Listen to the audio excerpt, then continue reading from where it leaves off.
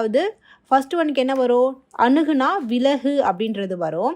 So அடுத்தது பாருங்கள், ஐயம் அப்படின்றதுக்கு என்ன வரும் அப்படின்னு பார்த்தீங்கன்னா தெளிவு, எதிர்சொல் தானே, அதனால தெளிவு அப்படின்னு வரும்.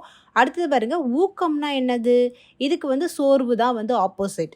ஸோ அதே மாதிரி உண்மைனா என்னது, பொய்மை அப்படின்றது ஆப்போசிட். ஸோ இது கரெக்டான ஆன்சர் ஆப்ஷன் பி அப்படின்றது. ஸோ அடுத்தது பாருங்கள், பொருந்தாத சொல்லை கண்டறிக. ஸோ இதுக்கு கரெக்டான ஆன்சர் ஆப்ஷன் சி, இலங்கை. ஸோ இதுக்குமே நம்ம ஒரு தனி வீடியோ போட்டிருக்கோம். ஸோ அதையும் பார்க்காதவங்க பார்த்துருங்க. ஸோ இது ஏன் பொருந்தாத சொல் அப்படின்னு பார்த்தீங்கன்னா, கர்நாடகம், கேரளா, ஆந்திரா இது எல்லாமே இந்தியாவில் இருக்கிற ஒரு ஸ்டேட்டை வந்து குறிக்குது. பட் இலங்கை அப்படின்றது வேறு ஒரு ஊரை குறிக்கிறதுனால நம்ம இது வந்து பொருந்தாத சொல்லாக இருக்குது. அடுத்த கொஸ்டின் பாருங்கள், கீழ்காணும் தொடரில் மரபு பிழை இல்லாத தொடரினை தேர்ந்தெடுத்து எழுதுகன்னு கேட்டிருக்காங்க. ஸோ இது கரெக்டான ஆன்சர் வந்து ஆப்ஷன் டி, காகம் கரையும் மயிலாகவும். ஸோ அடுத்தது பாருங்கள், ஒரு பொருள் தரும் பல சொற்கள் இணையை தேர்ந்தெடுன்னு கேட்டிருக்காங்க. கடல் அப்படின்ற ஒரு பொருளுக்கு தான் கேட்டிருக்காங்க.